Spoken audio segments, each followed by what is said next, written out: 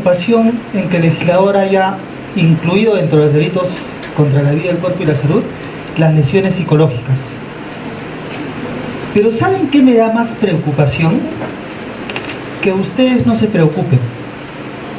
No he visto debates, parece que todo está dicho. Si yo pregunto ahora qué es lesión psicológica, no encontraría, creo, una respuesta adecuada. Y lo único que advierto, por ejemplo, por parte de los señores jueces, es que como llegan las denuncias y se lo tienen que remitir al fiscal obligatoriamente, según ellos, entonces se liberaron del problema. Veo a los fiscales que como hay un instrumento que dice que todavía no funciona, no existe el instrumento que debería arrojar un determinado resultado de daño psíquico, entonces lo archivamos. Pero nos hemos olvidado de lo importante. Nos hemos olvidado de la dogmática penal. Nos hemos olvidado de los criterios de imputación. Nos hemos olvidado de la teoría del delito. Y yo me pregunto si la lesión psicológica ha cambiado, ha variado, ha modificado los principios o criterios de imputación que seguimos para todos los delitos. ¿Por qué les digo esto? Yo tengo un caso que subió a la Fiscalía Superior en donde denunciaron lesión psicológica porque el tío le dijo al sobrino que era adoptado. Ustedes deben tener más, ¿eh? Pero por ejemplo, yo tengo un caso así. ¿Saben qué hizo el fiscal? Ordenar pericia psicológica. No solo para el sobrino afectado psicológicamente por esa noticia, sino también para el tío, para ver qué problemas tenía, como le va a decir eso al sobrino. Tomó declaraciones. Llamó a personas, a testigos si habían visto ello. ¿Es razonable esto? ¿Por qué estamos haciendo esto? Cualquier remisión de informes, de expedientes de los juzgados de familia, automáticamente se abre investigación. Parece como si fuera un síndrome. Esto es que si yo como fiscal tengo la posibilidad de que se haga una pericia, lo mato sin más, no importa. Yo me imagino que sería si el fiscal tuviera que pagar la pericia psicológica, ahí sí recién se podría pensar, ¿no? De verdad que no me conviene. O ahí sí recién nos podríamos a pensar, ¿es posible o es factible? ¿Es necesario pedir una pericia psicológica para este hecho? Hay muchos casos, yo me atrevería, bueno, vamos a ver qué pasa durante la exposición, pero hay muchos casos, la mayoría, que se están abriendo investigación sin causa probable e incluso casos atípicos. ¿Y por qué abrimos investigación?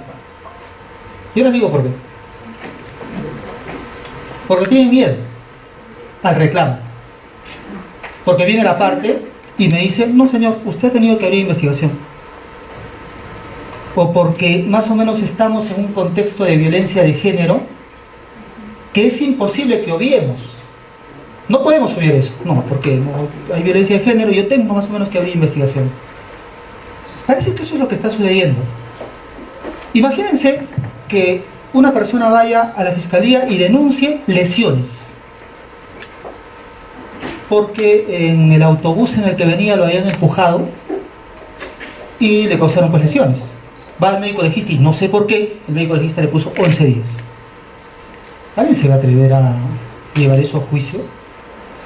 No eran conductas inidóneas, no eran conductas insignificantes o poco relevantes que no permitían llevar a juicio o construir un tipo penal de acuerdo a la conducta. Así no eran las clases que teníamos nosotros de derecho penal.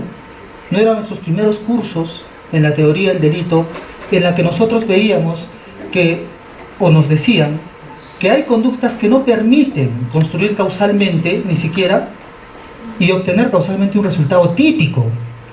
Ahora, la pregunta es, ¿esto ha variado con la lesión psicológica? ¿No sigue siendo acaso lesión? Entonces, ¿por qué? Estamos confiados porque medicina legal nos sigue diciendo que no tiene el instrumento. Estamos archivando los casos porque medicina legal nos sigue diciendo que no tiene. ¿Qué pasará? ¿Qué va a pasar cuando lo tenga? Bueno, yo dudo mucho que lo tenga, pero ¿qué va a pasar cuando lo tenga? ¿Ahí qué vamos a hacer? Ah, ya, ahí recién nos vamos a poder a pensar en la conducta. Ya, tuve un resultado, aquí está, daño psíquico moderado. Y ahora recién, oye, pero esta acción, ¿será delito? Eso es lo que nos está pasando. Nos hemos olvidado de juridizar el tema. Y hay una especie de sesgo en el sentido que lo hemos convertido al psicólogo en fiscal. No, el psicólogo que decida. Si el psicólogo dice que es delito, o sea que hay daño psíquico, es delito. Él que decide. Que el psicólogo decida también la causa. Que el psicólogo haga el examen de adecuación. Todo eso. O sea, el psicólogo va a hacer las veces de fiscal y de juez. Eso es lo que va a pasar. O eso es lo que estamos haciendo inconscientemente. Lo que sucede es que la dogmática del delito no ha cambiado, no ha variado. ¿Qué ha pasado con la lesión psicológica? Nosotros estábamos bien hasta hace... ¿Cuántos años tiene esta modificación? ¿2 años? Muy bien, estábamos bien hasta hace 2 años. Yo me pregunto, antes, hace tiempo, hace 2 años, ¿no había lesiones psicológicas? ¿No había? No había, ¿no? El legislador las creó. Habían, pero no nos importaba. No le prestamos atención. Si van al artículo 121 dice que causa un daño al cuerpo y eso no dice el 122. ¿Por qué? No, había una razón. El 121 que tipifica las lesiones graves decía el que causa un daño al cuerpo o en la salud mental. O dice, todavía debe decir. Bien, ¿por qué el 122 no lo dice? Señores, porque esas insignificancias o esta medición que ahora tenemos de lesiones psicológicas no se pensaban. Han sucedido por la vorágine ¿de qué? De la violencia de género. Yo me pregunto, ¿qué ha cambiado en la sociedad para que venga un delito nuevo? Porque parece que es nuevo. Y estoy seguro que es nuevo. Se van a dar cuenta ustedes que es nuevo. He revisado legislaciones de otros países, van a ver la diferencia. Pero ¿qué ha cambiado en la sociedad para que venga un delito de esa naturaleza? Hay tecnologías nuevas, la sociedad ha avanzado. Hemos cambiado nosotros porque se están fijando en la persona. Se están fijando en la persona como la persona que daña a otra en su psicología. ¿Nos hemos vuelto más agresivos? Siempre hemos sido agresivos. Estamos cambiando de ideología.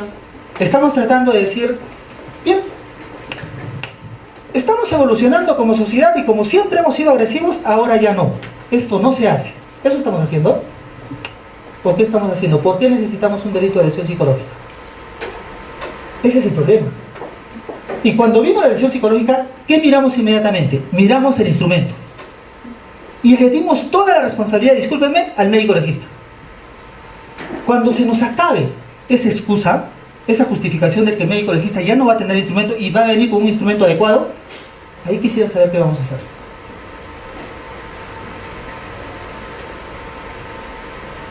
Y discúlpenme los señores jueces de familia, en el sentido de que todo derivan a la fiscalía.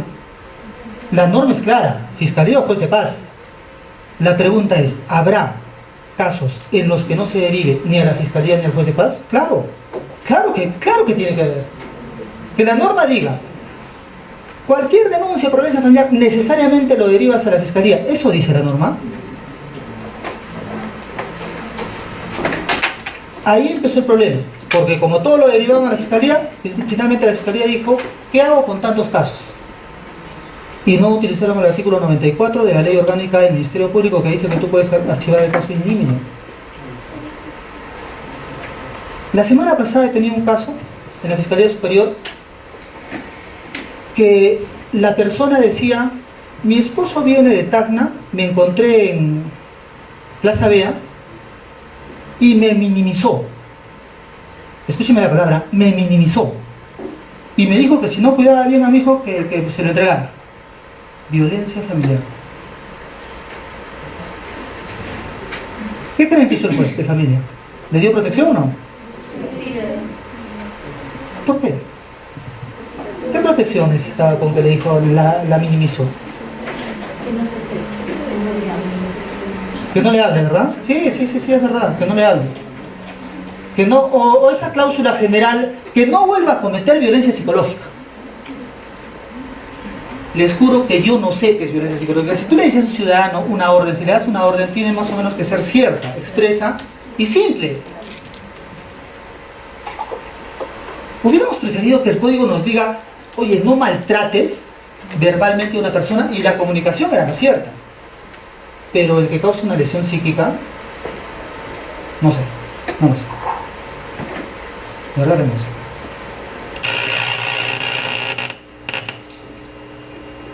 Bien.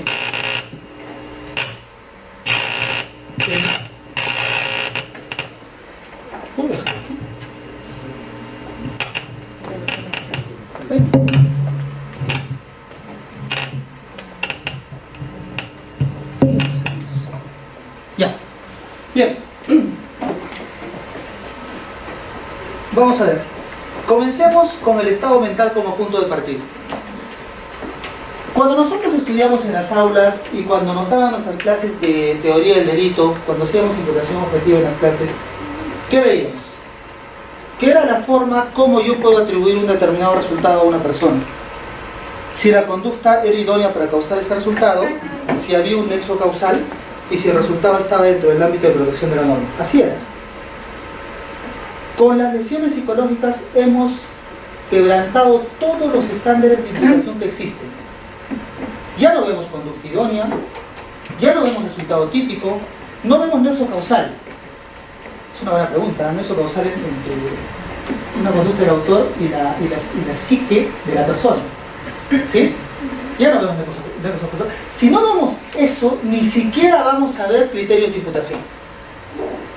Creación de riesgo permitido, superación del riesgo ya creado, cuestiones dentro de los criterios de atribución como el principio de confianza. Yo me pregunto, ¿se ha preguntado también si existe o si se puede aplicar en estos delitos de lesiones psicológicas la autopuesta en peligro? Acciones a propio riesgo, competencia de la víctima. Por ejemplo, en los casos de violencia familiar, los jueces no lo dicen en sus resoluciones, pero muchas veces piensan esto. ¿Para qué se expone, pues? ¿Para qué le consiente? ¿No se puede ir? ¿No se puede escapar? ¿No puede divorciarse? ¿Eso podría ser tomado como un criterio de autopuesta en peligro? ¿Podría ser tomado como un criterio de competencia de la víctima, acaso? ¿Acciones a propio riesgo, tal vez? El problema con los delitos de lesiones psicológicas dentro del contexto de violencia familiar es que hay un nuevo elemento. El nuevo elemento que tiene que ver es la violencia de género.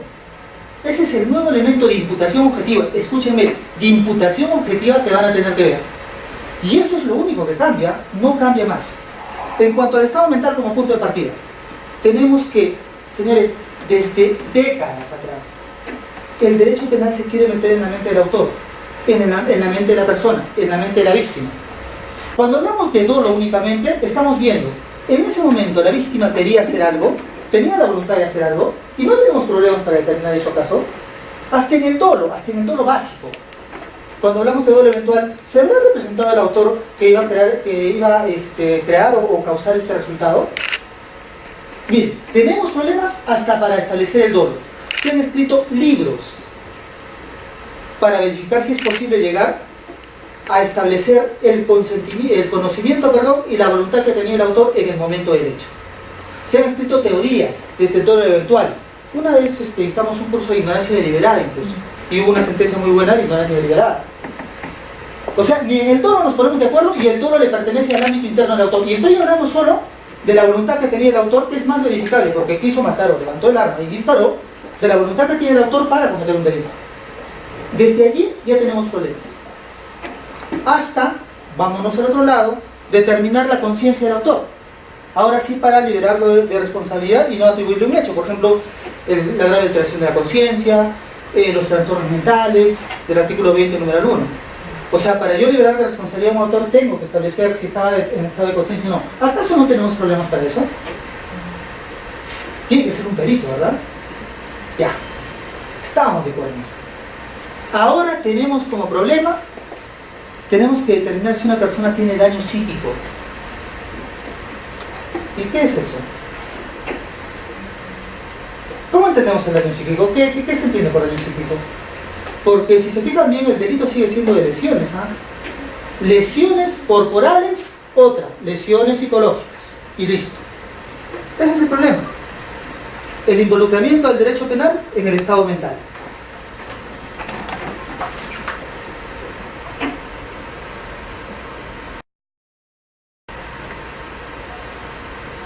Aquí tengo un dato, por ejemplo. Desde 1924, artículo 165, castigaba la causación, no es acusación, la causación de una enfermedad mental o daño en la salud mental. Eso desde 1924. ¿Alguien le prestó atención a ello? No. Nunca nos fijamos. Por ejemplo, si alguien me causa un daño corporal y yo, a raíz de ese daño, caigo en un estado de depresión y necesito un tratamiento por 30 días, pues nadie decía que es una lesión psíquica o un daño mental. Ahora tenemos el Código Penal de 1991, numeral 3 de 121, daño corporal o a la salud física o mental. Ahora yo quiero saber en qué difiere el daño mental de la lesión psicológica, porque alguna diferencia tiene que haber. ¿Cuál es el contexto de esto? ¿Cuál es el problema con el delito de lesión psicológica? Estamos partiendo por un punto, y eso ha pasado. No sé si pasará en otros distritos, pero aquí está pasando eso. Tenemos una noticia criminal y lo que está pasando, estamos buscando el resultado de daño psíquico. Como no lo podemos obtener, nos libramos del caso.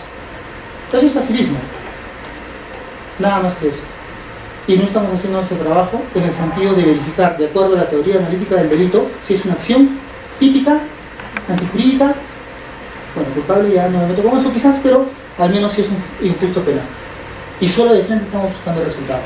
Pero hay que buscar resultados, sí es cierto. Cuando hay un daño corporal, partimos por el resultado. Vamos a ver si hay una lesión para poder investigar quién se la causó. Es cierto, es verdad.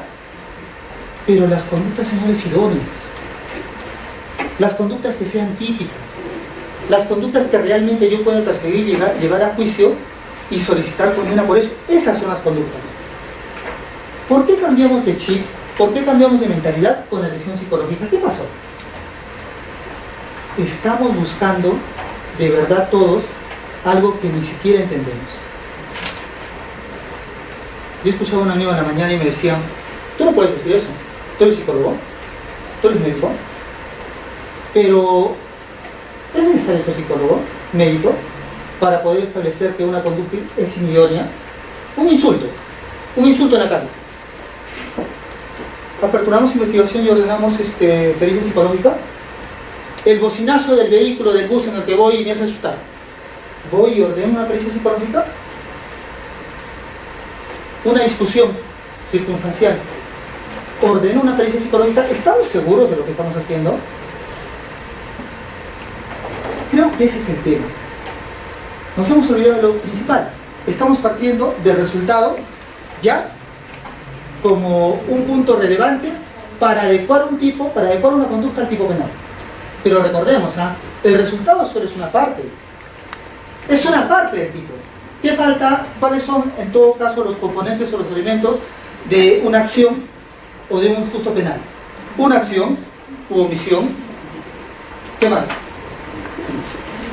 Un resultado, un nexo causal entre ambos, ¿sí? ¿Así no era? Y criterios de imputación, para poderle atribuir ese resultado a esta persona como obra suya. Eso nos enseñaron que era la imputación objetiva. Mi pregunta es, ¿los criterios de imputación objetiva ya no se utilizan en las lesiones psicológicas? Estamos introduciendo implícitamente otra teoría, estamos aplicando otra teoría dogmática del delito, porque si es así, muy bien, me parece bien. El derecho evoluciona, pero habría que decir cuál, ¿no? ¿En qué sentido estamos partiendo? El punto es que estamos tomando como partida el resultado de daño psíquico o afectación psicológica. Y nos estamos olvidando de un obstáculo que yo considero que va a ser el mayor de los obstáculos que vamos a tener para poder afirmar un delito de lesión psicológica. ¿Cuál es? el agente, la causa. La causa de la lesión. En un delito de lesión corporal es fácil, porque si yo agrego a una persona y le hago una herida, un hematoma, no sé, puede tener que responder por eso. Pero en un delito de lesión psicológica, ¿cuál es la causa que ha generado esa lesión psicológica? No sobreestimemos, y a mí me parece importante que sepan esto, no sobreestimemos a los psicólogos. ¿Han leído, ustedes tienen un montón de pericias psicológicas? ¿Qué dicen las pericias psicológicas? Hay una parte del relato, ¿sí? Hay una parte de análisis de datos y hay una parte de conclusiones. ¿Qué dice el relato? Lo que yo te dije, ¿no? Lo que yo le dije al psicólogo, si esto me está pasando, no sé, estoy muy mal, estoy deprimido. ¿Qué dice el análisis de datos? Tiene ansiedad porque me ha dicho que está mal porque le ha pasado un suceso. Además tiene un poco de depresión, baja autoestima, no sé. ¿Qué dicen las conclusiones? Baja autoestima, ansiedad, depresión, por suceso acaecido o por suceso relatado. No sobreestimemos al psicólogo. El psicólogo son personas como nosotros, o los psicólogos son personas como nosotros. O sea, el psicólogo no va a poder, discúlpenme, establecer claramente si esa afectación que tiene una persona, eso sí, entiendo que sí lo puede establecer, esa afectación psicológica que tiene esa persona proviene exactamente del autor o de un mundo, de un cúmulo de factores de la vida o del contexto social agresivo en el que nos desenvolvemos diariamente. Una persona sale de su casa discutiendo con su familia. Está en el tráfico llegando al trabajo, los semáforos en rojo, discute con los otros choferes, llegan al trabajo, tienen audiencias, lo maltratan en la corte, otra vez regresa, pelea con su compañero de trabajo, llega otra vez a casa y tiene otra discusión. En la última discusión del día es donde esta persona explotó, y es donde esta persona se deprimió, y es donde esta persona se bloqueó. Va donde el psicólogo y le dice, esto me ha pasado. ¿Cuál es el factor? De esta persona. ¿Y qué le dijo? Lo insultó. Lo minimizó. Es una buena pregunta. ¿Se le puede exigir al psicólogo que determine la causa de la lesión psicológica? No, pero en la pericia pone afectación asociada a hechos denunciados. ¡Qué bueno! Al menos es honesto. Al menos es honesto. Afectación asociada a hechos denunciados. Entonces yo soy fiscal y no me sirve para nada. Porque no voy a poder perseguir eso y no voy a poder decirle, señor juez, ¿sabe qué? Este le causó la lesión. ¿Por qué, señor fiscal? Adelante. Porque acá ha dicho que esa afectación psicológica está asociada. Eso es interesante. ¿Ustedes creen que es causa o no? La discusión que tuvo, o el insulto que le dieron, la humillación, el trato de inmigrante, ¿es causa de la afectación? Sí, sí es causa. Es causa. Teoría de la equivalencia de las condiciones. Claro que es causa. Acuérdense, teoría de la equivalencia de las condiciones. Muchos factores son causas. Pero no factor de pillancho. El problema ya que cuando apareció la teoría de la imputación objetiva, superamos un poco esto de la causalidad. Y dijimos, una vez establecido el nexo causal, que todas pueden ser causas, la sociedad es causa de cómo subió. Y miren, una vez que se establezca que todas son causas, tiene que establecerse que hay criterios de imputación para individualizar a una persona, ¿verdad? Eso es, esa era la teoría de la imputación objetiva. Establecida la causalidad, ahora vamos a ver si el resultado le es imputable objetivamente al autor. Eso van a encontrar, señores, en el psicólogo. En principio esa es tarea del fiscal, ¿no? En principio esa es la tarea del fiscal. No tiene por qué el fiscal decir, en los delitos de lesiones psicológicas ya no es mi labor. El psicólogo me va a decir qué es típico o qué no es típico. El psicólogo me va a decir si esta afectación psicológica le pertenece o no le pertenece al autor. En algún momento se pensaba eso. En algún momento se pensaba, bueno, la tarea será ahora en el delito de lesiones psicológicas del psicólogo. Él me tiene que decir todo. Me tiene que decir quién es el agente causante, me tiene que decir cuál es el resultado de la afectación psicológica y si hay nexo causal entre ellos. Pero tenemos que reflexionar en que si esa es su labor, y otra cosa más importante me parece, ¿lo puede hacer?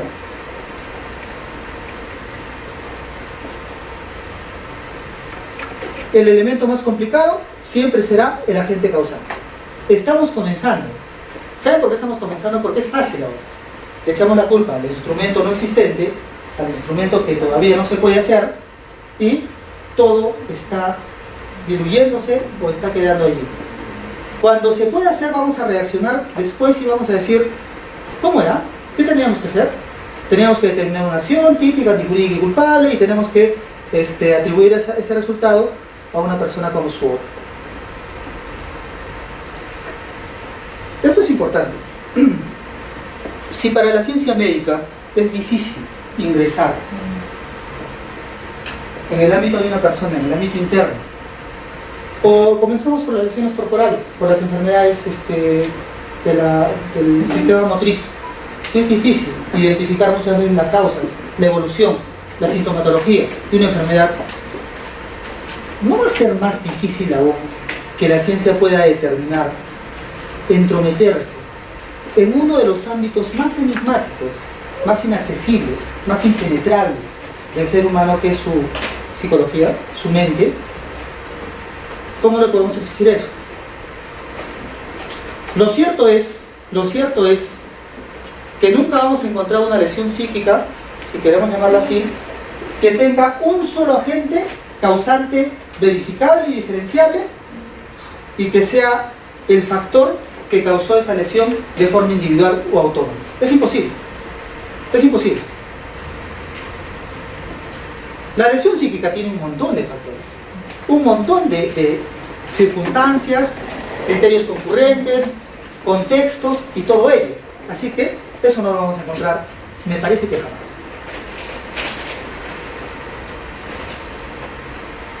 Bien, aquí tengo un problema, o aquí tenemos un problema. Es lo que estamos haciendo también. Señores, el daño psíquico no es equiparable al daño moral. Aclaremos conceptos y establezcamos mejor diferencias. ¿Cómo se llama el delito? El delito que estamos hablando, ¿cómo se llama? Lesión. Lesiones, es lesiones. Lesión psíquica. ¿Qué relación hay entre lesión psicológica, si se quiere, y daño psíquico? ¿O es lo mismo? ¿Tienen su código penal? A ver, vayan a su artículo 124b.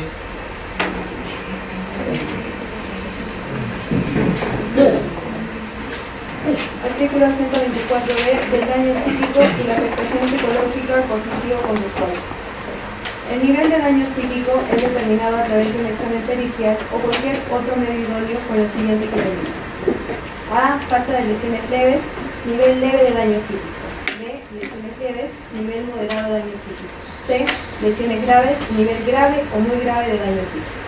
La afectación psicológica cognitivo-conductual puede ser determinada a través de un examen pericial o cualquier otro elemento probatorio objetivo similar al que sea emitido por entidades públicas o privadas especializadas en la materia, sin someterse a la equivalencia del daño psíquico. Excelente. Miren, hasta falta de técnica legislativa, hay en el legislador cuando el 124b dice falta de lesiones leves, ¿no? Falta de lesiones leves, falta de lesiones, ¿cierto? Ahora hay falta de lesiones leves, hay falta de lesiones graves, falta de lesiones moderadas, no sé. El daño psíquico es un sistema de medición para poder determinar la gravedad de la lesión. Eso más o menos es. En el reglamento de la ley 30.364, que es la ley de violencia familiar, establece en su primera disposición complementaria que las mediciones o los instrumentos para establecer el daño psíquico o el daño psicológico, así dice, daño psíquico y daño psicológico, hay otro concepto por ahí, lo establece medicina legal. Hay dos protocolos, ¿verdad? Dos protocolos, uno del 2016 ambos, uno del daño psíquico y otro del daño psicológico. En el daño psíquico, ¿qué dice? ¿Qué es daño psíquico? Alteración, afectación, eso es lo único que dice, alteración o afectación de las facultades mentales. Claro, como siempre, no me dijo nada. Lo tendrá que establecer el médico legista. ¿Y qué dice el daño psicológico? Que se puede dar en 3 niveles.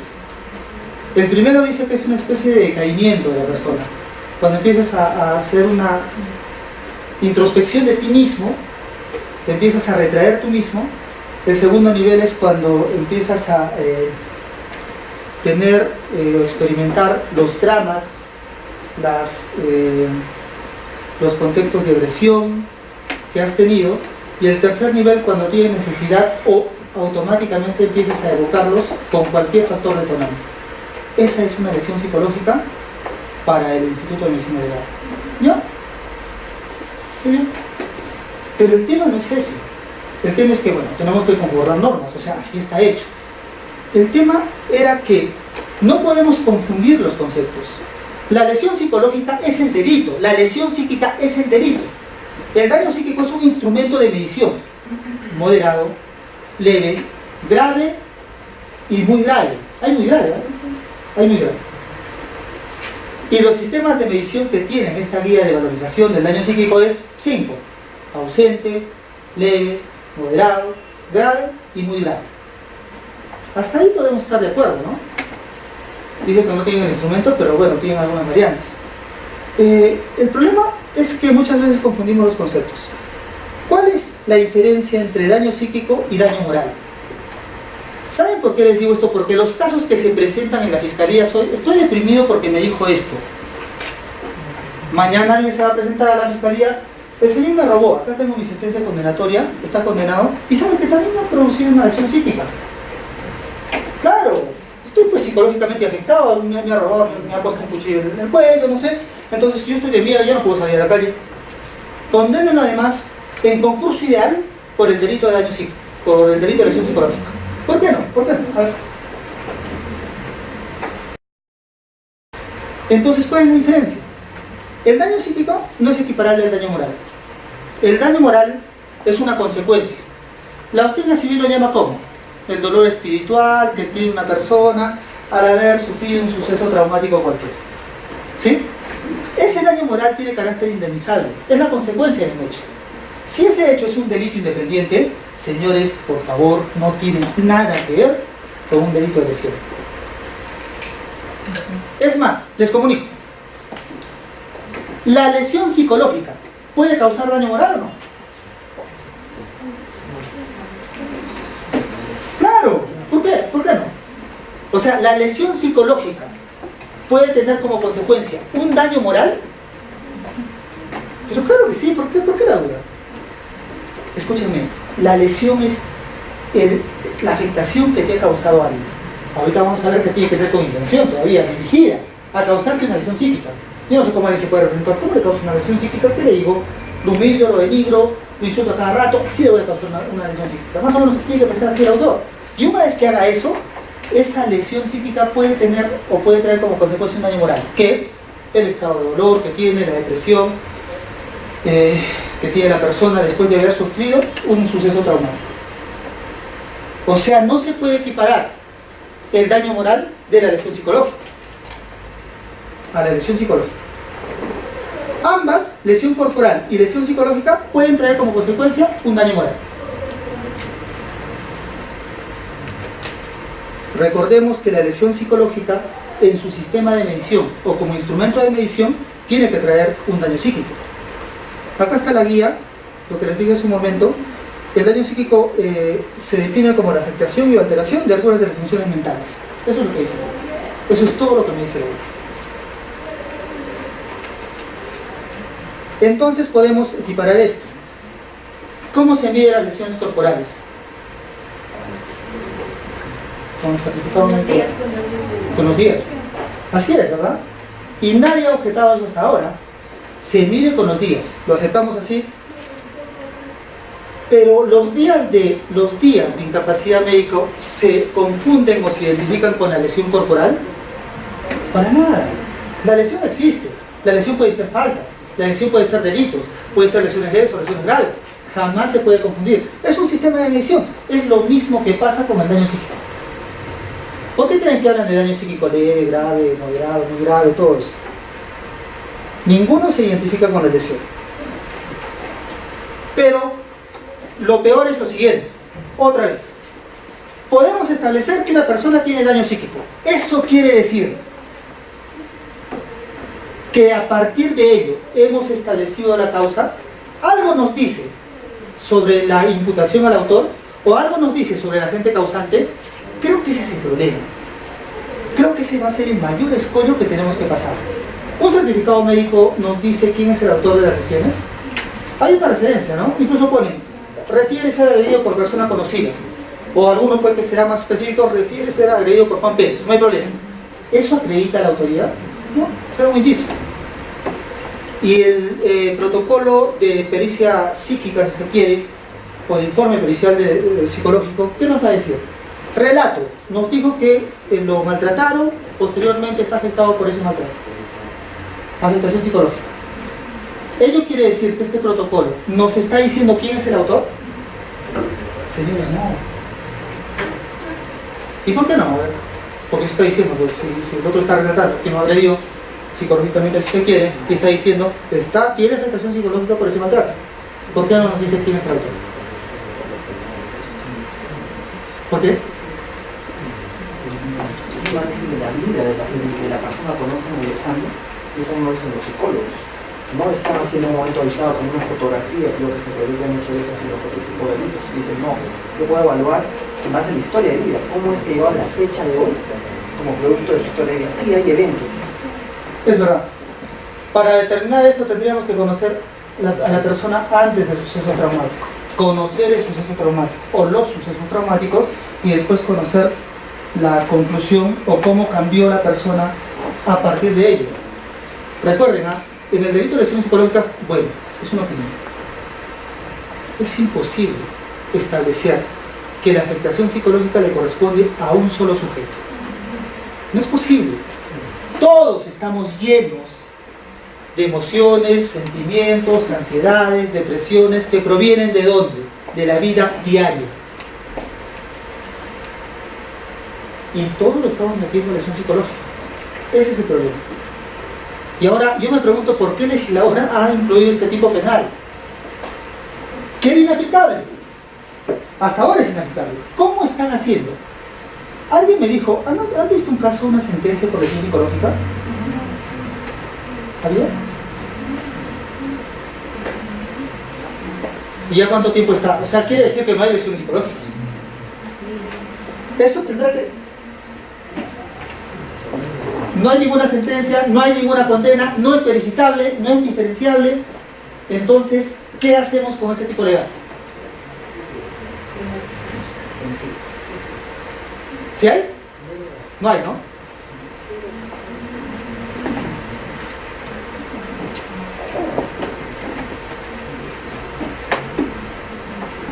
Bien, para determinar una lesión psicológica, yendo a los criterios de imputación, necesitamos lo siguiente.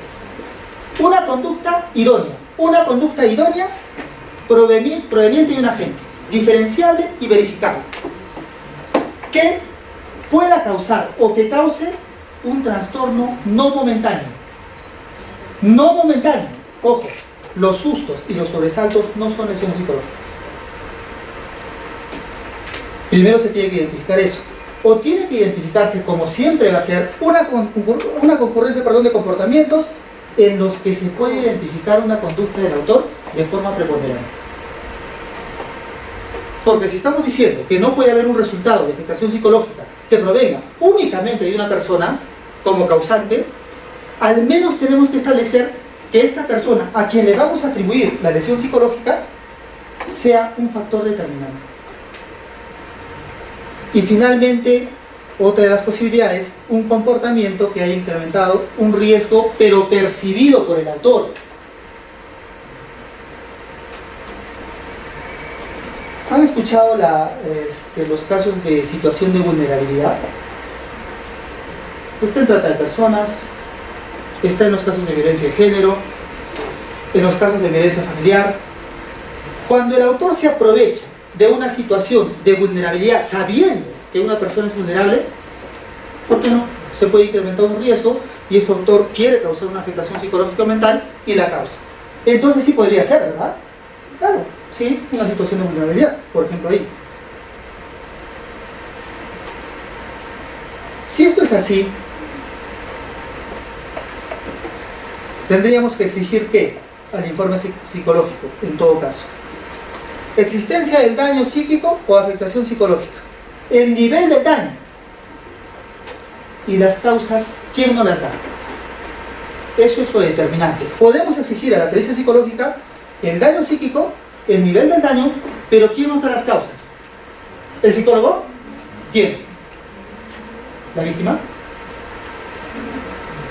¿Ustedes creen que la víctima nos puede decir quién le causó esa afectación psicológica? Sinceramente yo no creo.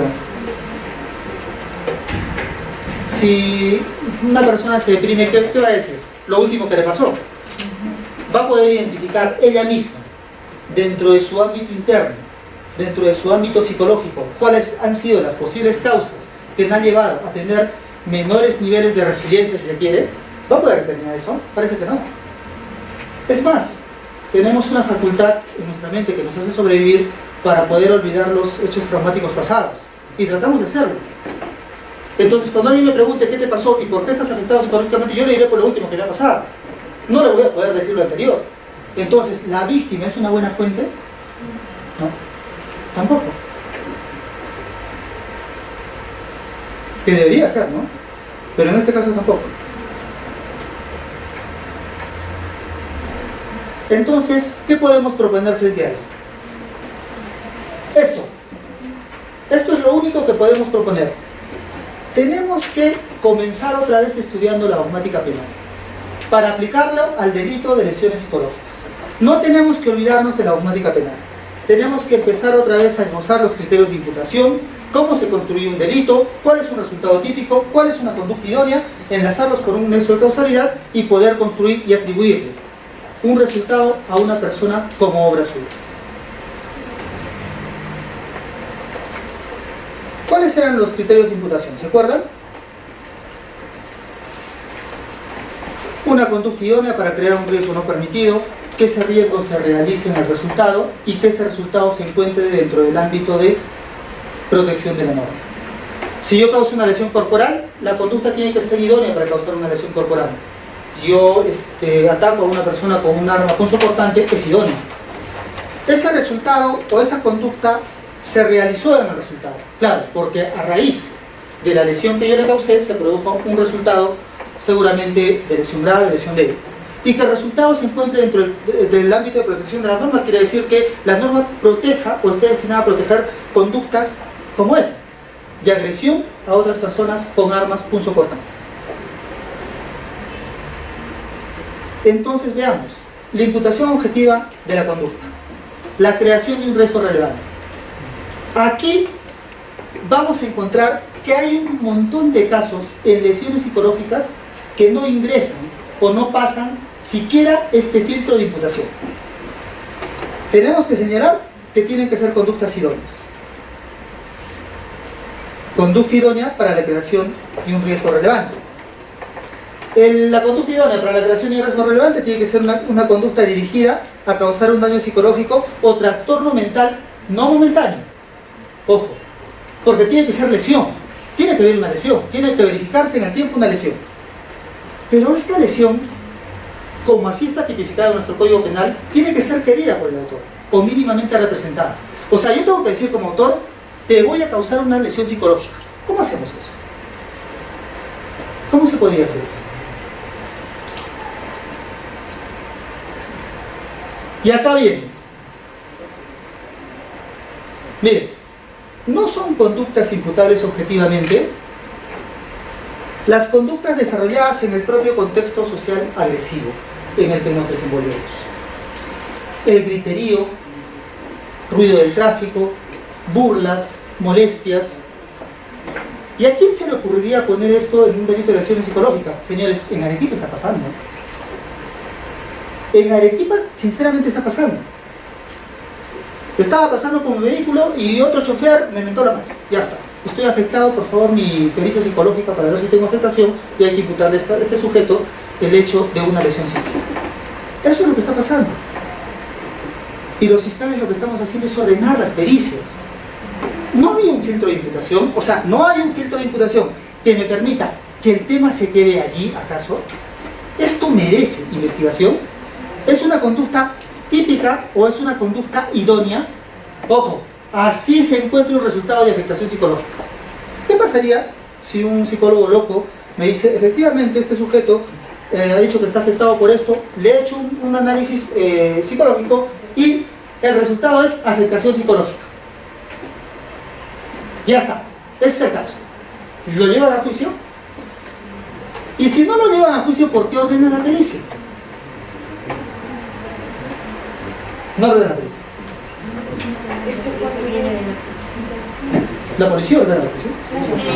Ellos son porque la ley es la noticia para que ya sale de la de la propia denuncia y la policía le soporta el oficio para que se realice el mecanismo. Es decir, que una vez que se denuncia, la policía no pone en conocimiento inmediatamente al fiscal o no le dice al fiscal que lo ordene, nada. Pero ahí también hay un tema, pues. ¿Quién dirige la investigación finalmente?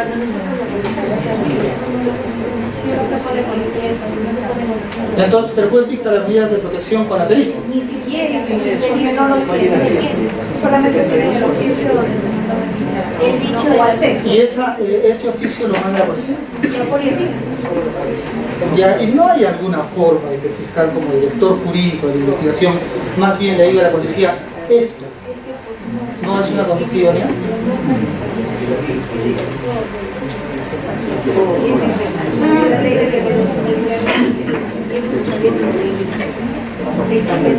Bien, muy bien, muy bien, entonces es una mala práctica.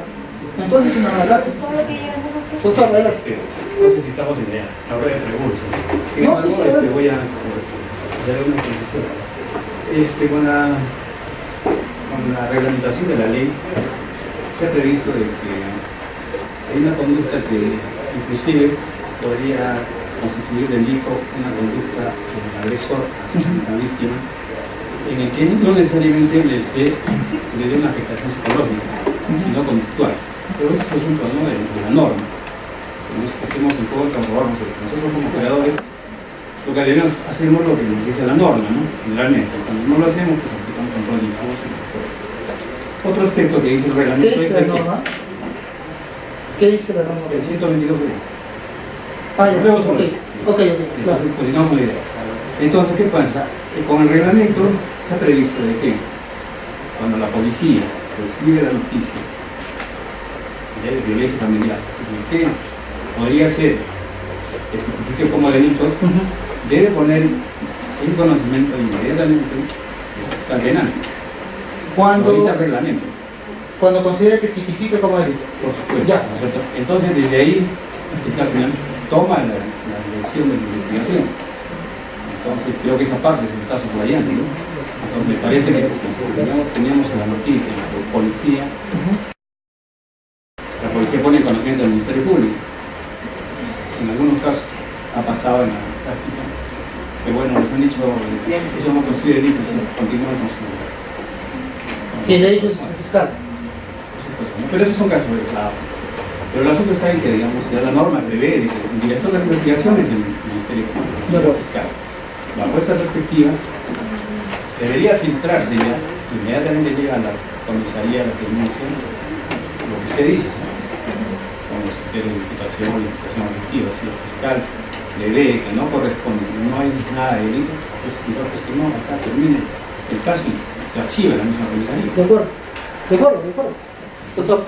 Agregando la idea, lo que pasa es lo siguiente: la policía lo remite al juez de familia, y bien el fiscal que conoció el caso dice no hay delito, porque no hay lesión psicológica, o el fiscal lo dijo que no tiene nada, de forma igual, el juez de familia lo remite a la fiscalía.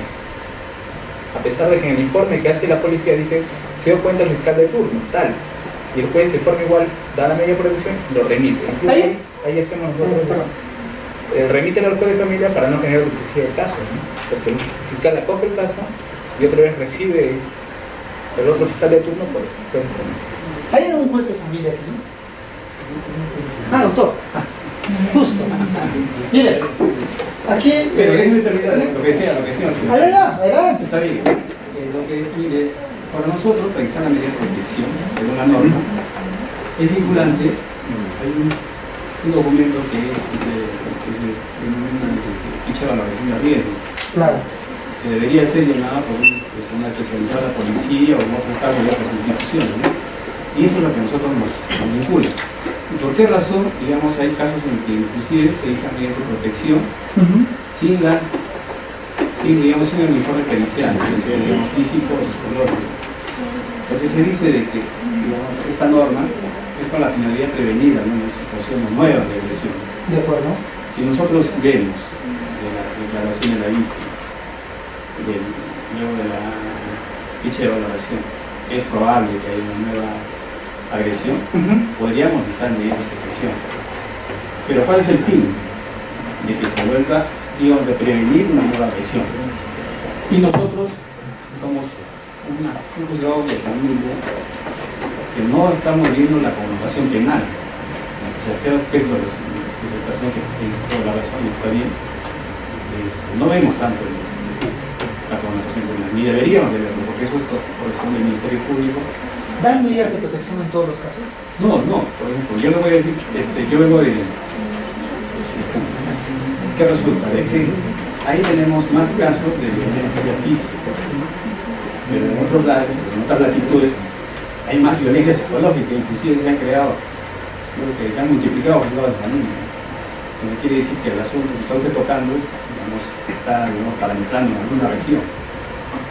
No, aquí no, porque aquí, de verdad, que los jueces de familia, absolutamente todos, creo que sin excepción, dicen, la norma me dice que tengo que remitirlo al fiscal o al juez de paz. Pero hay una normita ahí que dice, en caso de duda, lo remites al fiscal. Y no sé por qué todos los jueces dudan. Todos los jueces dudan. Y dicen, no, es el fiscal. Oigan, pero ni siquiera es típico. Ahora, la pregunta es, gracias doctor, la pregunta es, ¿quién necesariamente hay que remitirlo? La interpretación de la norma, en el sentido de que una vez que recibe la denuncia lo remite, ¿genera una obligación de remitirlo? ¿Sin más? Es que doctor, ahí el problema es que las medidas de protección solo van a tener vigencia hasta que haya una sentencia, digamos, hasta que el fiscal archive o una condenatoria. O sea, las medidas de protección son accesorias a la investigación fiscal. O sea, son una especie de cautela, medida cautelar de investigación fiscal. Bien, ¿por qué? No, yo sé que son temporales. Hasta que se termine ese hecho de delito, ¿no? Y después, si se archiva el caso por atipicidad, quiere decir que se corta. Esa es la lógica, esa es la lógica de la norma.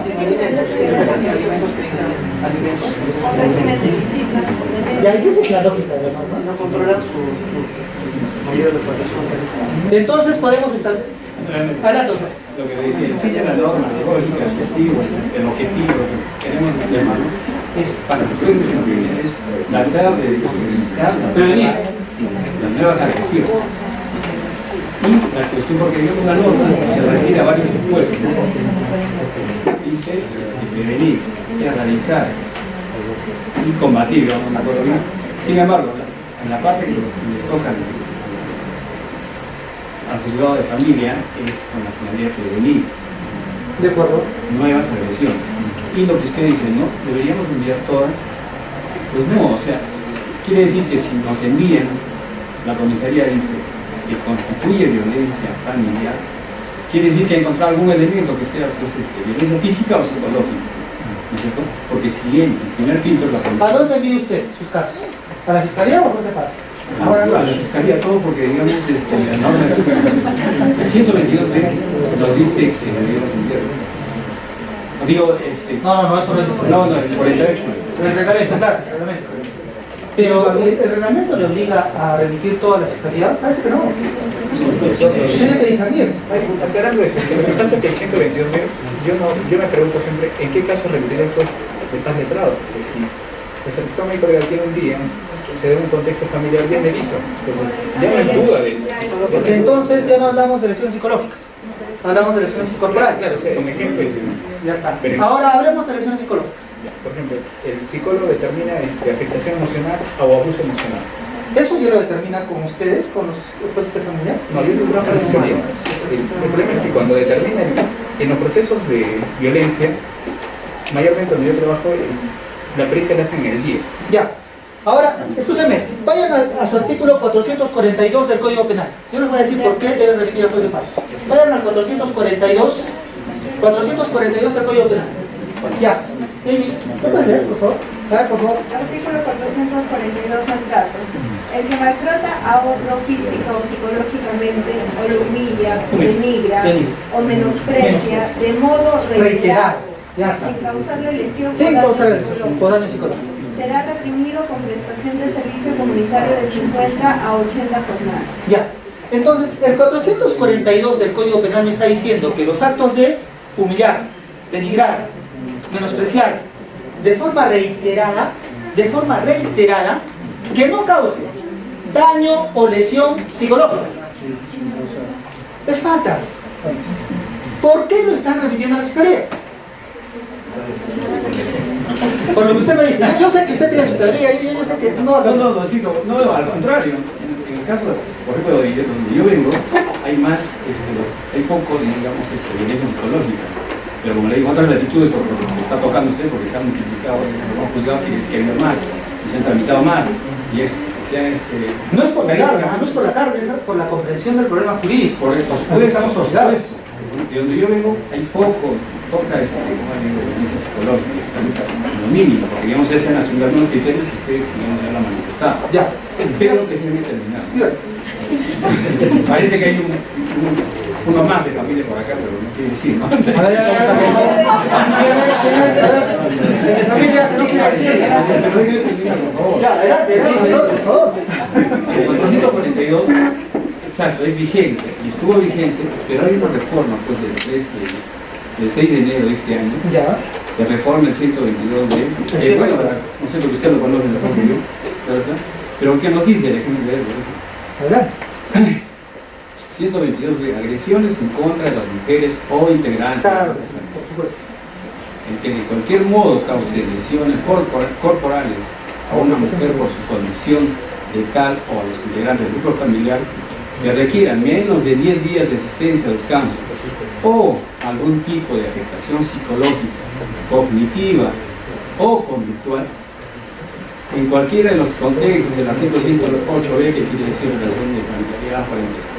Ya. Entonces ahí no está. ¿Qué pasa? Yo le estoy contando los hechos, esto es una posición de hecho, no estoy defendiendo mi posición. ¿Qué pasa? Reciben la noticia de la violencia psicológica, o supuesta violencia psicológica. ¿Qué pasa? La policía ordena que se haga la pericia psicológica, el informe psicológico, y eso nos lo traen a nosotros. Y esa pericia psicológica, o ese informe psicológico, que digamos cumpla con los parámetros de la dogmática penal, no nos corresponde a nosotros los jueces de familia, sino al órgano penal. Ese es el penal. De acuerdo. Entonces, ¿qué pasa cuando nosotros vemos esto y nos dice, digamos, una violencia psicológica conductual que para nosotros no podría ser, porque todos hemos estudiado la misma carrera, no podría constituir delito, pero no nos corresponde a nosotros anunciarlo, decirlo, sino al órgano penal. Un tema de competencia que tiene que verificar es el Y entonces, si nosotros tenemos dudas si consideramos delito o no es delito, la norma también nos da la asamblea que dice envíelo al Ministerio Público, porque es el órgano especializado para verificar. Ahora, escúcheme. Hemos leído el artículo 442. ¿Qué dice? Humillaciones, denigrar, menosprecios. Tres cosas. Que tenemos un montón de casos de esos. ¿Qué dice? En forma reiterada, ¿acaso no dice? Ahora, mi pregunta es, ¿quiere decir entonces que un insulto, una humillación, un menosprecio descontextualizado de un caso de violencia familiar puede ser, o que no sea en forma reiterada, es típico? Y yo insisto, ¿por qué lo está mandando a usted? Hay algunos casos, ¿alguien de familia tiene algún caso en que no hayan remitido las copias a ningún lado? ¿Que no hayan quedado, que se hayan quedado con eso? Discúlpeme, o sea, si una persona va y me dice, me ha mirado feo, ¿también lo remite? ¿Todo? ¿Por qué otro? Yo soy juez de familia acá en Arequipa. Ahí está, ya, adelante, doctor. Y lo que se percibe es desde que ha salido la norma en noviembre del 2015, es de que el problema ahora es de publicidad para los fiscales. Lo que usted está indicando, teoría general del delito, criterios de imputación. Eso porque nosotros estamos creyendo que es un tema de publicidad para nosotros. Ojo, el bien jurídico protegido ahora es eminentemente penal. Antes era un juicio civil, intuitivo, que lo veíamos nosotros. Sí, es cierto. Y la fiscalía agarraba, recibía, tomaba 2 o 3 declaraciones y todo lo mandaba al juzgado de familia. Venía igual. Había también un filtro en la fiscalía que obviamente archivaba. Lo que ha pasado ahora es, se ha cambiado. Ya no es bien jurídico que tenga que resolver el juez de familia. Ahora el bien jurídico a proteger es estrictamente penal, es delito y la función de nosotros es solamente dictar medidas de protección. ¿Qué pasa? Las pericias psicológicas se dan de acá 3, 4 meses. Usted habla de actos reiterados. Pareciera que las partes no estuvieran instruidas. Van y dicen, sí, mi esposo o mi conviviente me maltrata, esto es permanentemente, en forma reiterada, me amenaza, me pega, etcétera, etcétera. No viene pericia psicológica. ¿Qué haría usted como juez de familia? Remitirlo, ¿no? Remitirlo. Le cuento lo que yo hago. Lo remito, dicto las medidas de protección, no tengo un dato objetivo que me diga si tiene o no daño psíquico, ¿no? Lo remito con las medidas de protección a la fiscalía. El hecho denunciado es delito. ¿Quién tiene que pronunciarse sobre si hay... De acuerdo. Entonces, es un tema que no estamos discutiendo si es típico o no, porque para todos puede que no sea típico. Me están diciendo que los jueces de familia no tienen competencia para calificar el delito. Este griterío desordenado, si alguien viene y le dice, el chofer del bus me tocó un bocinazo, me hizo sobresaltar, estoy asustado, entonces yo no voy al curandero, sino voy donde usted, señor juez de familia, póngame las medidas de protección, y usted lo que hace es, señor asustado, bueno, le doy estas medidas de protección, oiga señor, no sigue tan fuerte, pues en su casa el señor, y se lo mando al fiscal. No, ese es un el hecho, problema es un hecho atípico, ese no daría. ¿qué hace eso? Esa es mi pregunta. ¿Qué hacen con los hechos atípicos? Pero yo no soy competente para ver un No, hecho o sea, penal. un hecho atípico lo manda al fiscal para que él lo declare atípico. Simplemente no dicto medidas de protección. ¿Y qué hace con el Que hecho? sobre el hecho penal que denuncia la parte, que se pronuncia el fiscal. Siempre no el hay fiscal. mérito y se ¿Hay quiere. alguna posibilidad entonces de que cumplamos la norma y que se remita al juez de paz? ¿En algún caso les ha pasado? Sí, No. Sí, sí hay. A ver, ¿en qué caso? Sí, por decir un caso, ¿no? Estos por decir, viene el certificado, perdón, viene la pericia, el protocolo de pericia psicológica, y ahora sí, en algunos casos, personas de 70 años, dicen, no hay indicadores de daño psíquico. No hay nada. ¿No? Entonces lo mandamos al juez de paz. Puede haber habido maltrato de obra, lo ha tratado mal, qué sé yo, lo mandamos al juez de paz. Pero en los casos que tienen el protocolo. de adultos mayores, que es rápido el protocolo, perdón, la pericia, ¿no? Aparecen que no hay indicadores de daño psíquico, no hay nada. En esos casos. Claro, lo mandamos al juez de paz. Bien. Si hacemos una especie, y también muchas gracias por las participaciones, porque si hacemos una especie de interpretación de las normas, nos dice que los jueces, por más que esa norma diga que remite simplemente, nos dicen que los jueces tienen que hacer cierto control de tipicidad. Tiene razón el doctor de familia de Puno. Él dijo, todos hemos estudiado la misma carrera, todos sabemos las normas. Por ejemplo, el artículo 10 del Código Procesal Penal dice que si en un juicio tú adviertes la comisión de un delito, tú lo mandas cuando tú creas que es un delito. Entonces la pregunta es, ¿tiene que haber cierto control del juez de familia, que esa es la pregunta, para poder remitir a la fiscalía los hechos que señores tengan siquiera apariencia delictiva? ¿O no tiene que ver ese control? O simplemente estoy razonando, la norma me dice y yo no sé más. Porque la remisión es lo que cuenta, ¿no? La remisión para que se pronuncie el fiscal. Y de otro lado, la fiscalía, una vez recibido los actuados del juez de familia, ¿tiene que abrir investigación? Por ejemplo, por estos casos, son conductas atípicas, que así causen una afectación psicológica, igual la conducta no es imputable objetivamente. No responde. Hay algo importante que dijo. Hay casos en los que existen lesiones físicas y lesiones psicológicas. ¿Cuáles son esos casos? Me pegó, me dio un golpe y además me dijo que era un ataque corporal o un ataque corporal, no sé. Esos son. ¿Qué está pasando? En la fiscalía lo que está pasando es que dividen el caso. A ver, lesión física, falta de un día, tú, fallar, juez de paz, señor, Y yo me quedo con lo más grave que se entienden o que entendemos que es lo más grave, lesión psicológica. Disculpen, ¿no es una sola acción? ¿Y qué es lo más grave de acuerdo al plan del autor? ¿La agresión física? ¿O el hecho de que primero te esté insultando, te esté diciendo que eres un tal por cual y después te agrego? Entonces resulta que las amenazas resultan más graves que el desenlace final, que es la agresión o el golpe. ¿Y por qué estamos separando los casos?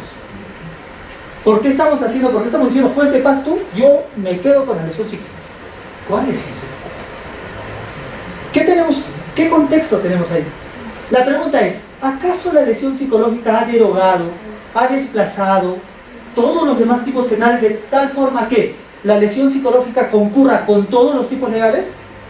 Miren, si me roban mi celular, yo voy a estar el primer mes, discúlpenme. Imagínense que vaya a la policía y diga, señor, ya lo han identificado y también meta lesión psicológica por justo. ¿Qué va a hacer el fiscal? Me va a mandar con mi oficio al médico legista y voy a pasar una pericia y va a salir. Yo les garantizo que va a salir, que tengo afectación. Sí, son plantillas. Si pasamos un examen psicológico por violación de la libertad sexual, a lo mejor salimos todos positivos, lamentablemente. ¿Saben por qué? Porque utilizan plantillas. Y esas son las mismas plantillas que utilizan incluso para los beneficios penitenciarios en el INPE, etcétera, etcétera, lamentablemente. En los casos, gracias doctora, en los casos en los que concurran... Qué exagerado, disculpe. No.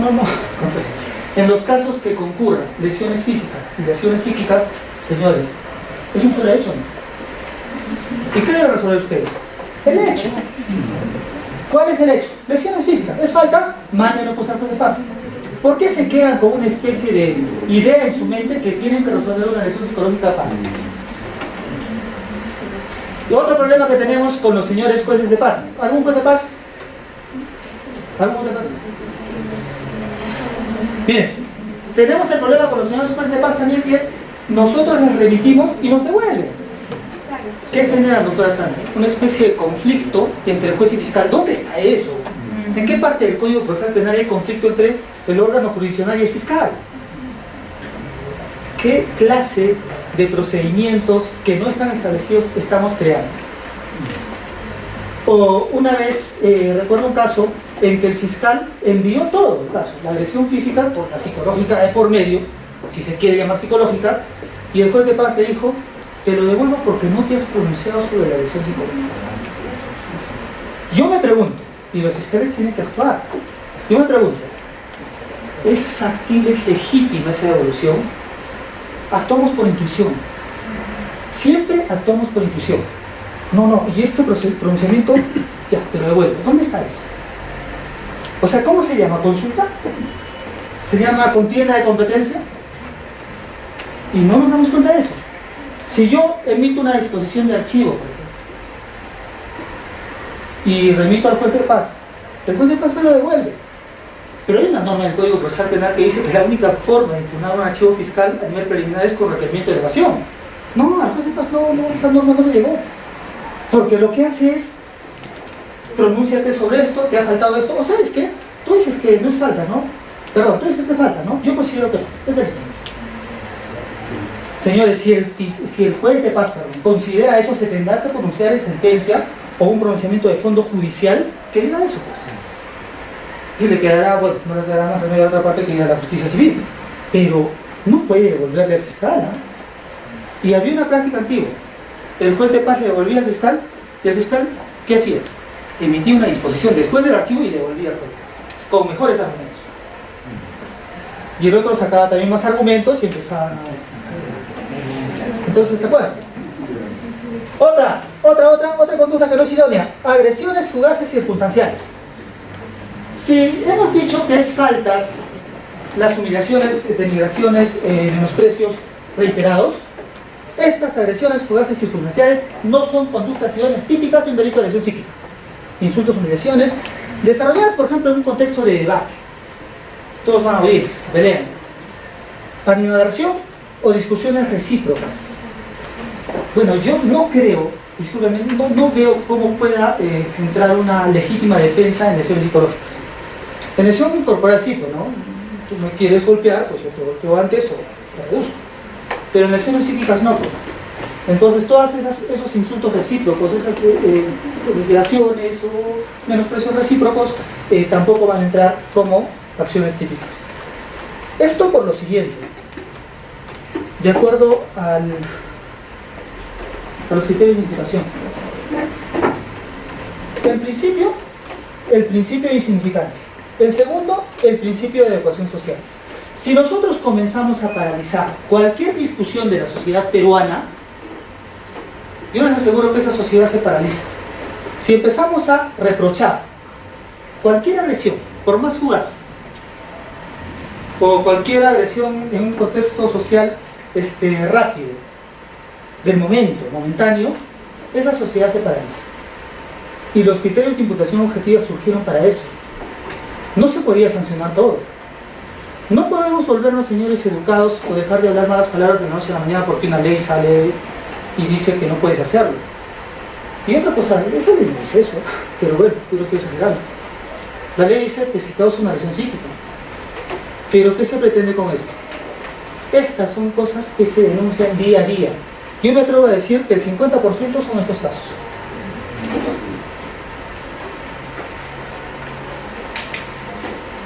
Este es un punto importante. No son típicas las conductas que se encuentran dentro del ámbito de protección de tipos penales independientes. ¿A qué me refiero? Si yo lesiono el honor e intimidad de una persona, cometeré pues un delito. Será por injuria, será difamación. Me pregunto, ¿la lesión psíquica ha desplazado, ha derogado esos delitos? Entonces, ¿por qué seguimos creyendo que todo es lesión psíquica? Eso no entiendo. ¿Qué pasó con la injuria? Antes lo mandábamos al juez penal o a la parte le decíamos que vaya a la justicia privada. No había problema. Ahora con lesión psíquica todo es lesión psíquica. Y esto por lo siguiente, criterio de imputación. Son comportamientos que no se encuentran dentro del ámbito de protección de la norma. Escúchenme. Si alguien ofende en el honor de una persona, hay una norma que ha reaccionado mucho antes y protege ese honor. Va a haber una condena, va a haber una reparación, va a haber una consecuencia jurídica negativa seguramente para el agresor. No quiere decir que ahora todos los delitos vayan acompañados de su respectiva lesión psíquica. Para eso no estaba la norma. Nunca estuvo pensado para eso. Es más, ¿saben el contexto cómo surgió esta norma? Dos partidos políticos se pelearon, uno puso su proyectito y el otro dijo, no, este proyecto no me parece y yo tengo mi mejor proyecto, y después se juntaron ambos y nació esto. Si lean el Código Penal del Ecuador, me llama la atención el Código Penal del Ecuador. ¿Sabe qué dice? Es más fácil, más simple, más comunicativo el ciudadano. Habla de golpes y heridas.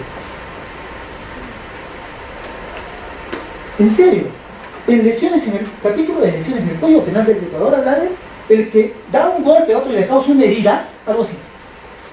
Qué bien, ¿no? Qué bien ese código, de verdad. Al menos el ciudadano sabe qué no debe hacer. Si a mí como ciudadano me dicen no causas lesión psíquica, discúlpeme, sigo sin entender. ¿Tú tienes? No, nadie. El único código que he visto más o menos una relación similar es el colombiano, 115 del Código Penal colombiano, que dice que causa una perturbación psíquica transitoria o permanente. Y les aseguro que Colombia no sabe qué es una perturbación psíquica. Y los demás códigos, Chile, Argentina, todos ellos dicen una lesión en el cuerpo o en la salud, como nuestro antiguo código.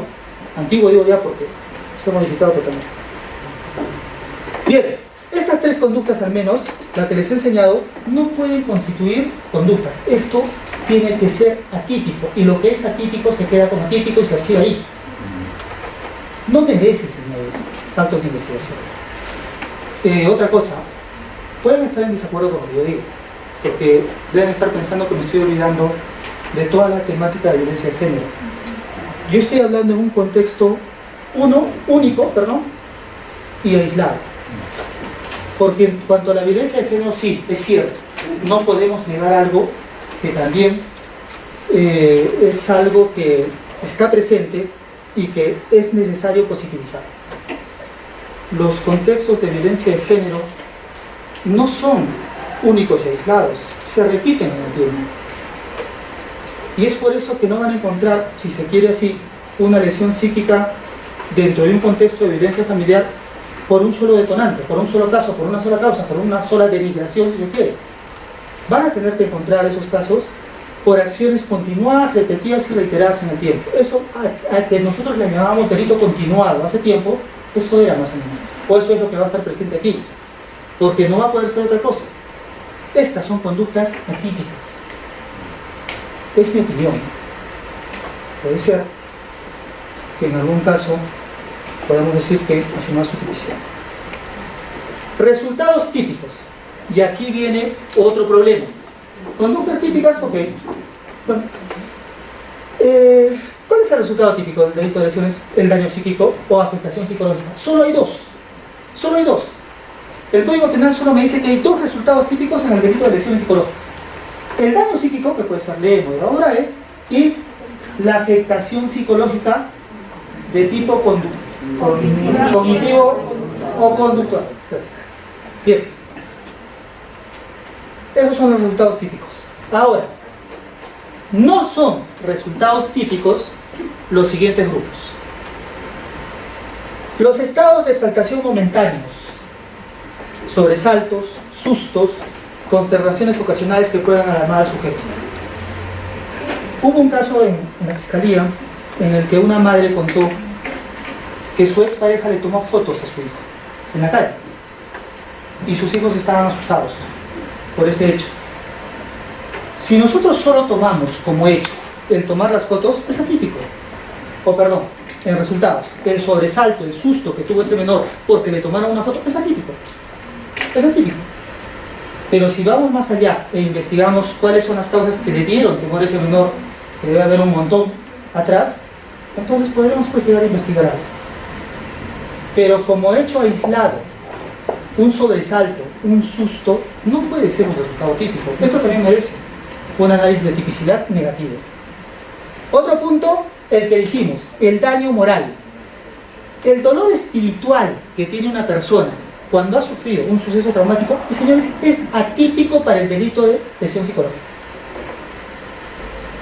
Porque hay que distinguir los conceptos. El daño moral no se identifica con la lesión. El daño moral es la consecuencia del hecho. Si el daño moral tiene como consecuencia, o como causa, una lesión psicológica, perfecto, la tendrá. Pero el daño no se puede identificar con la lesión psicológica. Y este es un punto que quiero que le presten especial atención. Es lo que les decía hace un momento. Cuando se cometen delitos, o mejor dicho, todos los delitos, prácticamente todos los delitos, traen como consecuencia aflicciones. Traen como consecuencia dolor espiritual, depresión, ansiedad, como quieran llamarse. Todos los delitos. Ya les puse el ejemplo, si me roban mi celular, pues yo voy a estar deprimido seguramente. En los delitos de violación sexual, que hace un momento lo tocaba, es uno de los delitos más complicados, ¿no? Necesariamente, si es una verdadera violación, necesariamente va a traer como consecuencia un estado de afectación psicológica, mental. ¿Sí? Pues sí. La pregunta es un delito de lesión psicológica en concursidad con la violación? No. ¿Qué se reprime en el delito de violación? Ya se reprime el acto sexual no deseado. Todo lo que venga después, toda la aflicción que tenga una persona, es materia indemnizable por el hecho, por el acto de violación sexual. Así que olvidémonos de ponerle a todo lesión psicológica, porque todos los delitos traen aflicciones. La lesión psicológica no ha nacido o no se ha creado para acompañar a todos los delitos, por si acaso. Tampoco se ha creado para desplazar a los demás delitos. Siguen vigentes. Y ese delito merecerá reproche. Y por ese delito pues se dará una sanción. Y todo lo demás, en el daño moral, será la consecuencia de reparación indemnizable que merece una persona. Estamos muy bien así. Solo que cuando nació la lesión psicológica, ahora nos ponemos a pensar, ¿y esto? Y tal vez pueda ser, ¿no? Pero no es del todo correcto, porque aquí hay un problema. Hay agresiones o delitos que traen consigo necesariamente una representación del autor de que va a causar afectación psicológica. Nosotros hemos dicho que un delito de lesión psíquica, bueno, si causa daño psíquico, es un delito doloso. Claro que es doloso, nadie lo va a dudar. Esto es, para que se pueda construir un delito de lesión psicológica, necesito yo establecer que un autor ha realizado, bueno, pues vamos a ver si se puede dar por omisión, ¿no? Pero ha realizado al menos un comportamiento dirigido a causar esa lesión psíquica. Esa es la única forma de construirla, según nuestra normática, no encuentro otra. Pero hay delitos que por su especial construcción, configuración, necesariamente hacen que el autor se represente que va a causar un daño psíquico. De otro modo, hay casos en los que el autor utiliza como instrumento la causación de un daño psíquico para obtener un resultado. ¿Qué me dicen de las extorsiones? Llamadas extorsivas. ¿Qué me dicen cuando alguien llama y dice, si no me das 5.000 soles voy a poner una granada en tu casa o voy a matar a un familiar tuyo? ¿Qué está pensando el autor? Lo voy a traumar. Psicológicamente lo quiero traumar ¿para qué? Para obtener un resultado. Ese delito ya estaba, ¿no? En la extorsión, mediante amenaza, obtiene una ventaja indebida. Pero si hay un delito independiente, que es lesión psíquica, y el autor se representa, dolo eventual si quiere, no sé, se representa que va a causar un daño psíquico, podemos estar hablando recién de concurso ideal. Van a haber casos, ¿ah? Sí, yo no lo niego. Tampoco estoy diciendo que todo lo que sea un delito excluye in limine a la lesión psíquica. Pero estos casos, señores, son los que en sus elementos de configuración van a tener que incluir una conducta que necesariamente está dirigida a causar terror, trastorno, no momentáneo, del autor, de la víctima. Entonces, en esos sentidos podemos, tal vez, verificar un concurso ideal. Esto es lo que es la lesión psíquica. Tiene que haber causado un trastorno con intención de alterar la psique de la víctima, pero esto tiene que manifestarse en distintas sintomatologías diferenciales, en niveles, grados, densidad, depresión, etc. Eso sí lo tiene que establecer un psicólogo. Eso sí es para el perito. Pero no le demos al perito todo. Al perito no se le da todo. Las conductas inidóneas o los resultados atípicos no se le pueden dar al perito, porque ni siquiera hay causa para poder seguir el hecho o para poder perseguir el hecho. Bien, aquí tenemos una primera particularidad. Bien, el tema es que el artículo 124b me decía cómo se define o cómo se puede medir el daño psíquico: leve, moderado o grave. Esto es interesante porque si van y me dicen que se puede medir con un instrumento idóneo u otra pericia idónea, esto es interesante. Es un tipo penal en blanco. Antes de la modificación del 124b, ¿se acuerdan lo que decía el tipo? Decía él que el daño psíquico se mide con el instrumento oficial, ¿no? El único instrumento oficial. No había posibilidad de otras pericias y ahora se sigue midiendo con el instrumento oficial. O mejor, ¿qué considera el instrumento oficial? ¿La guía de valorización o la pericia? Pero ¿en base a qué criterios?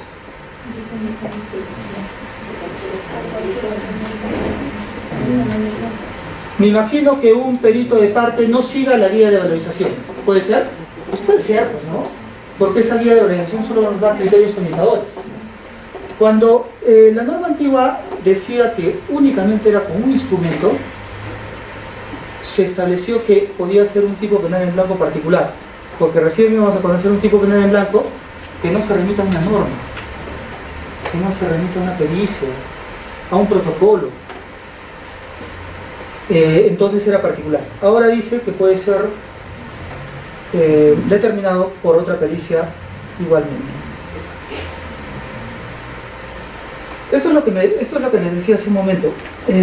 Para poder establecer en todo caso una lesión psíquica típica, tiene que establecerse estos tres momentos. Tiene que llegar a conocerse la víctima en un tiempo anterior. Eso es imposible, ¿verdad? ¿Y cómo puedo llegar a conocer?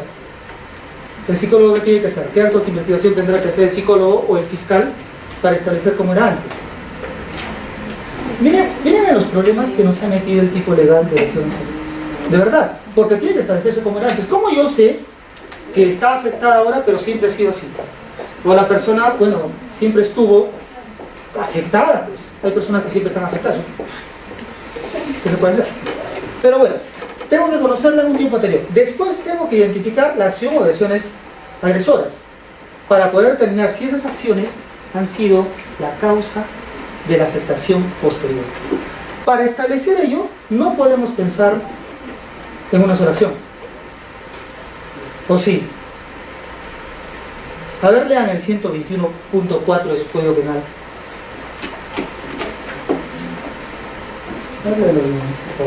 Artículo 121, lesiones graves, inciso 4. La afectación psicológica generada como consecuencia de que la gente obligue a otro a presenciar cualquier modalidad de homicidio doloso, lesión dolosa o violación sexual, o pudiendo evitar esta situación, no lo hubiera hecho.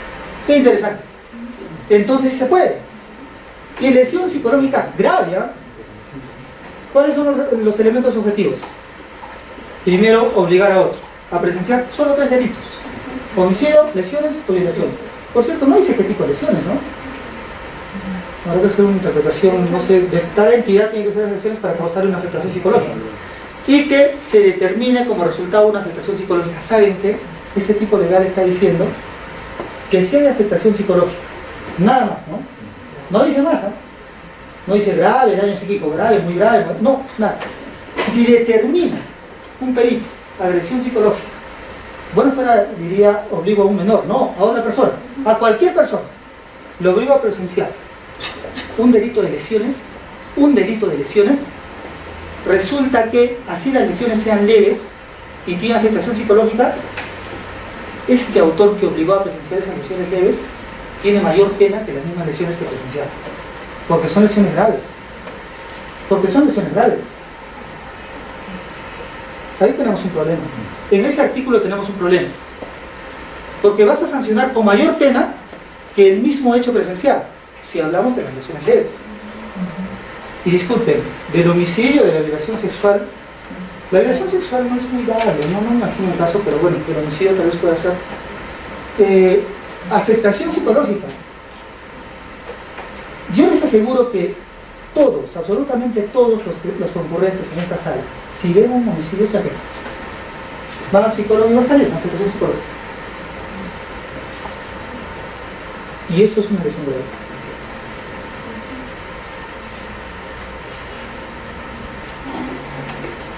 Esto es lo que le decía, es posible su comisión por una sola acción.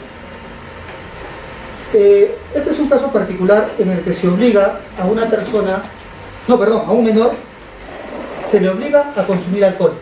Cuando se le obliga a consumir alcohol a cualquier persona, hay una alteración de la conciencia de la persona. Incluso estudiamos eso como graves alteraciones de la conciencia en los delitos en los que puedan ser aplicables. Cuando se obliga a un menor a consumir, yo he visto al menos 2 casos en las noticias, no en otro lado, de que incluso padres a un niño de 12 años y el otro día de 8, creo, le estaban dando de beber licor. Me pregunto si encaja un delito de lesión psicológica. Bueno, de acuerdo a que el resultado sea ese, pues, afectación psicológica o daño psíquico. O más bien es un delito de lesión corporal por desconectar el sistema motriz de una persona. Más bien deberíamos estar viendo esos casos, ¿no? Antes que me dijo tal por cual y necesito mi oficio para el perito médico, en fin. ¿Cómo se resolvería este caso? ¿Sería un caso de lesión psíquica? Claro, el alcohol influye en la conciencia de la persona, en el estado, en la mentalidad de la persona. Le causa alteraciones, por supuesto. ¿A qué? A la conciencia. Pues para que sea un resultado típico tendría que establecerse un daño no momentáneo, sino de tendencia permanente. Esa es la única forma. Si no, bueno, debe haber algún delito de exposición menor, ¿no? Finalmente, el delito de omisión impropia. Ya acabo. El delito de omisión impropia. Ya me acaba de leer el artículo 121.4 y dice que es lesión grave cuando hay afectación psicológica generada como consecuencia de obligar a otra persona a presenciar un homicidio doloso, lesión dolosa o violación sexual. ¿Saben qué dice después de ese artículo, ese inciso? O pudiendo evitar esta situación, no lo hubiera hecho.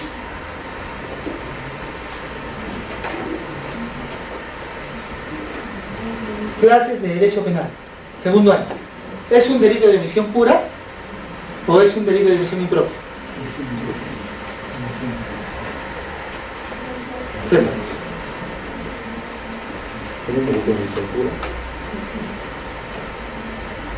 Recuerden cuáles son los elementos de los delitos de omisión impropia. Artículo 13 de su Código Penal. Primero, posición jurídica o deber de garantía. Segundo, capacidad de acción, claro. Tercero, que la omisión tenga equivalencia con una acción típica. ¿Qué les está diciendo aquí? Que es un delito de lesión grave, psíquica grave, si yo obligo a otro a presenciar un determinado delito. Muy bien. Y después está diciendo, o pudiendo evitar que presencie ese hecho, no lo hago. Pregunta, ¿exige deber de garantía? Entonces es un delito de omisión pura. Es un delito de omisión propia.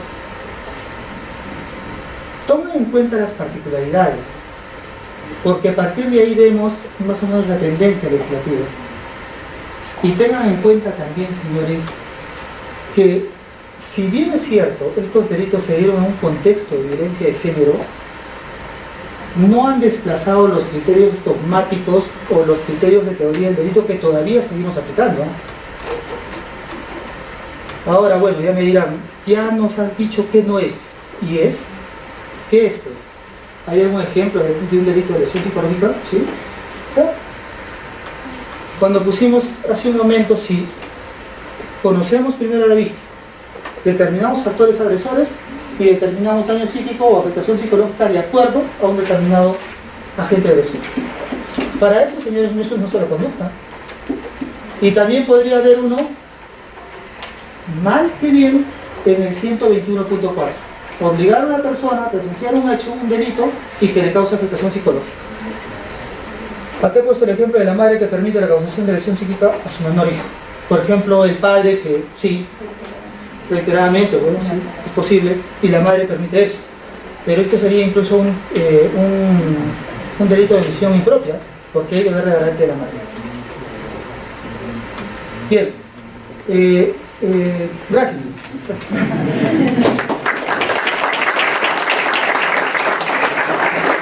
Agradecemos al doctor Bernal, si tienen alguna pregunta, si no,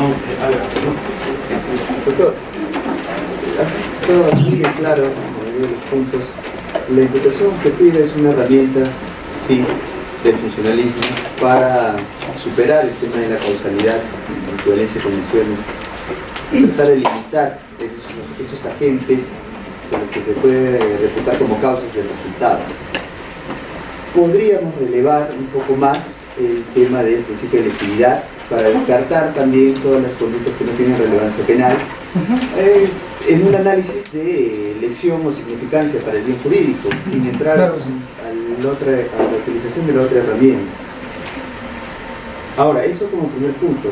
En segundo punto, si este es un delito de resultado, tendremos más problemas para utilizar la imputación objetiva en las tentativas, porque no va a haber un resultado que conectar con el riesgo incrementado o creado.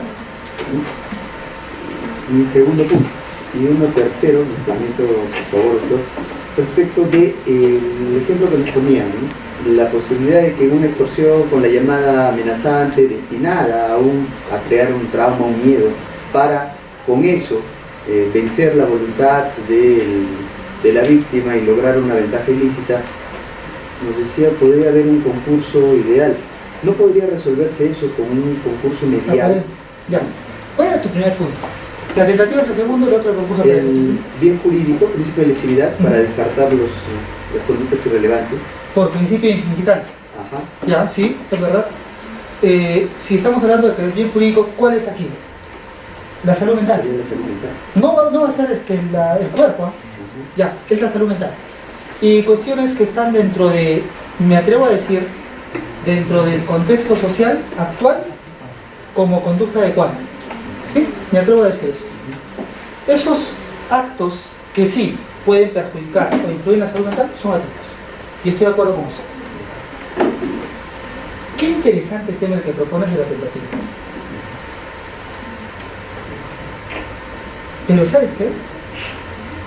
Hay casos de tentativa y lesiones. El problema es ese. O sea, el problema es que nosotros en los delitos de lesiones siempre, César, hemos partido por el resultado. Siempre. ¿Cómo identificar un acto de tentativa? No tienes afectación psicológica, pero mis palabras fueron tan fuertes. ¿O no? ¿Qué palabras? Olvídense. Encierros. Ya está. No te dejo salir. No te doy de comer. Y simplemente tu vida diaria va a ser que estés en tu cuarto encerrado y darte de comer por debajo de la puerta y no por decirlo. Y resulta que aún así no tienes afectación psicológica. Bueno, habría que ver, ¿eh? Habría que ver si se trata de una conducta idónea con intención de causar el daño psicológico. Así que no se descarta del todo. Me has hecho recordar lo que les iba a decir. ¿Puede haber autopuesta en peligro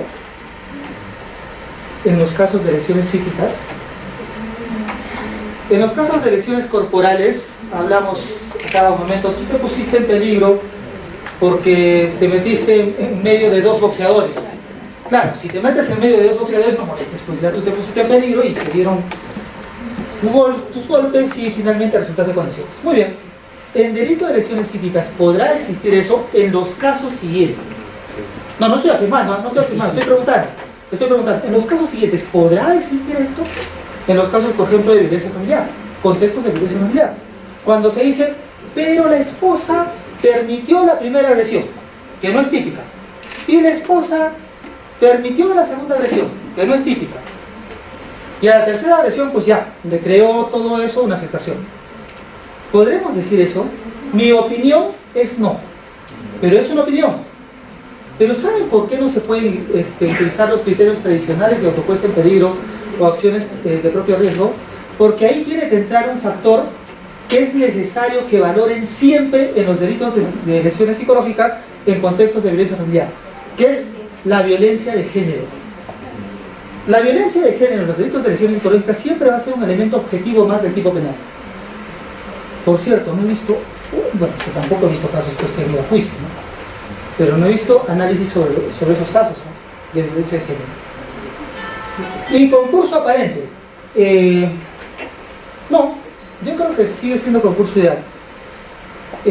Si manejamos una teoría de que el concurso medial es un concurso aparente, bajo esa doctrina puedes afirmar que los elementos de la extorsión incluyen una lesión psíquica y por lo tanto consumo, principio de consunción.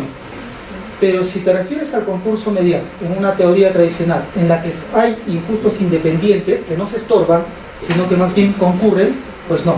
Yo sigo creyendo que puede haber un concurso ideal, porque el autor, al representarse afectación psicológica necesaria para consumar su acto, está cometiendo un delito independiente. Recuerda una cosa, el delito de extorsión no te dice el que cometiendo lesión psicológica o el que causando daño psíquico obtiene una recompensa. No te dice eso. Es como el delito de tenencia ilegal con el delito de homicidio. Alguien podrá decir, oye, pero el medio ha sido el arma, por lo tanto solo es homicidio. Pero el delito de homicidio no te dice el que mata utilizando un arma de fuego. Entonces por ahí yo sigo creyendo que es concurso